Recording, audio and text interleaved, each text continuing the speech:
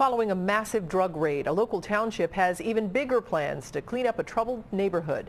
And this is a story you'll see only on Local 12. Good evening, everyone. 24 hours after a huge drug raid that targeted heroin dealers in Union Township, plans are proceeding for another major cleanup effort in the area known as Piccadily. It is step 2 of a plan to clean up the community one way or another. Rich Jaffe joins us now from the neighborhood with a look at what's happening with the alleged dealers and also what's next. Rich? Cammie, tomorrow morning there will be a demolition crew here in Piccadily, and their target is this old, empty, abandoned apartment building. They are going to tear this place down, and they can do that because this building belongs to Union Township. This is definitely a 1-2 punch. Yesterday the drug bust, tomorrow the wrecking ball. Only Local 12 was in Judge Jerry McBride's Claremont County courtroom this morning when 20 alleged drug dealers were brought in to enter their obligatory not guilty pleas.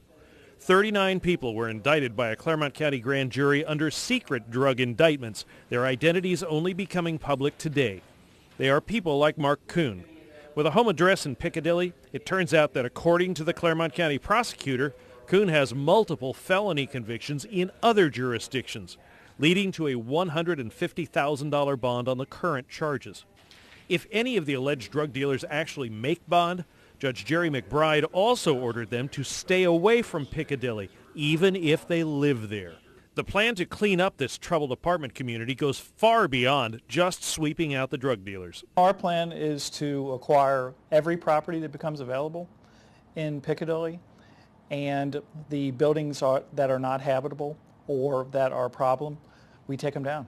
Recently acquired by the township, this building will be demolished tomorrow. Tuesday, as the arrest teams were rolling through the community, we talked with Charles Nichols, who lives right next door to the building that's about to come down. He told us many of the good people who live here feel trapped. It's really hard. I mean, especially having a background of not able to keep an apartment or a job. I mean, it's just horrible. I mean, this is our last resort, and there's nowhere to fall to.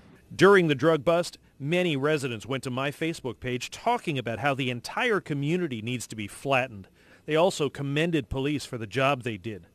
Township officials say operations like the drug bust provide proof that their efforts are necessary. The overall plan and the long-range plan is for us to assemble enough property that we can encourage someone to come in there, make a major investment, and really improve the site.